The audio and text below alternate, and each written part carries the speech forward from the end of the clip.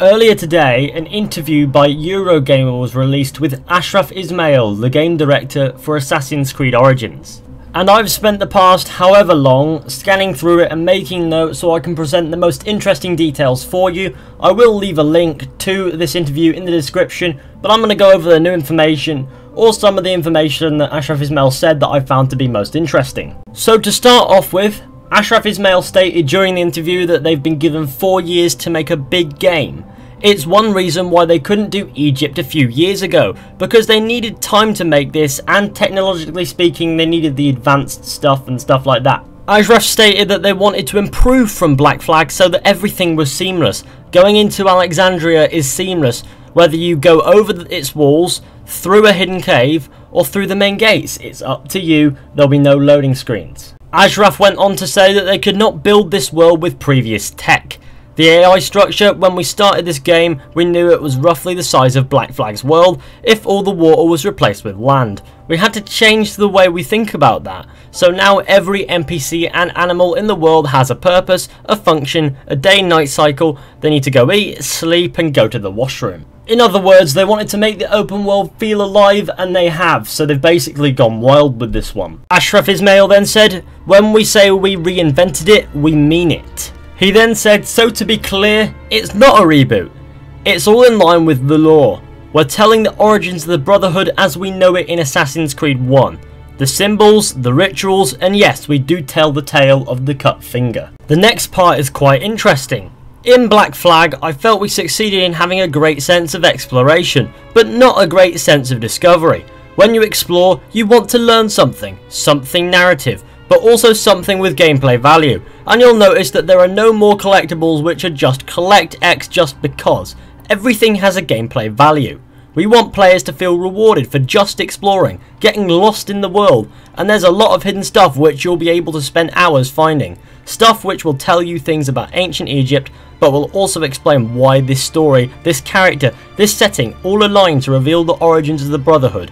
It all leads to something. Basically confirming that the open world will not just be full of pointless collectibles. Everything you collect, everything you do will have a purpose and will contribute to the game and the overall arc in some way. The interviewer got brave and asked about the Juno events that were in the legend, and Ismail just said, "Those were in the demo?" Basically saying that they weren't meant to be in the demo, so we've got more than we were supposed to know. However, I personally think that they were meant to be in the demo. They do this all the time. This is a Ubisoft tactic if I've ever seen one. Ubisoft like to pretend to make mistakes to get people excited. They've done it before. I'm pretty sure that they've even leaked their own games in the past. But that's speculation on my part, but this does smell like a Ubisoft tactic, that's all I'm saying. Ashraf then went on to say, "There are campaign things we're not supposed to talk about yet. I read the forums, I read Reddit, I know the things the fans ask, what they want answers for. We've tried our best to maybe not answer everything, but give enough meat to move forward. We played with the mysticism of Egypt. What is underneath the Great Pyramid? There has got to be something there. Is that a plot point? Is that a hint at a plot point?" The interviewer then asked about the giant snake.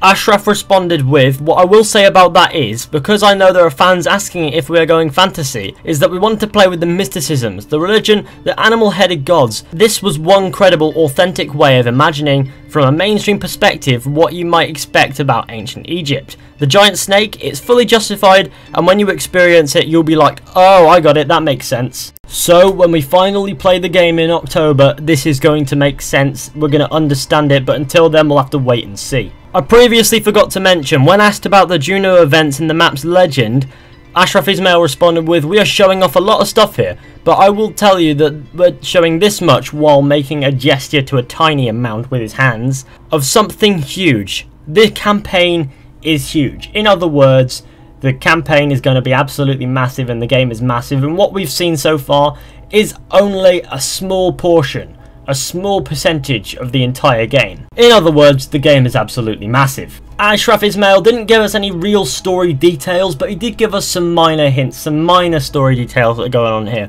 In 49 BCE, we are looking at the rise of Cleopatra but the demise of ancient Egypt. The old gods will die, and the world of Egypt will forever change. It's about what Bayek needs to do, what he needs to become, and this journey will lead to the birth of the Brotherhood. You start the game with Bayek unravelling a mystery. There's a sense of mysticism to ancient Egypt, and we wanted to encapsulate that in the game. It pushes him to leave his village and explore ancient Egypt and uncover his own soul in the process. And if you align everything I said, maybe it will explain what the snake is. Honestly, I think the snake is Alex Amancio, but that's just me. So we're going to start the game with Bayek trying to unravel some form of mystery that's going to lead to him having to leave his village, leave Siwa or wherever he is, and go explore the world and adapt to it. And it's going to be about his adaptation to the dying ancient Egypt and the new world that's forming.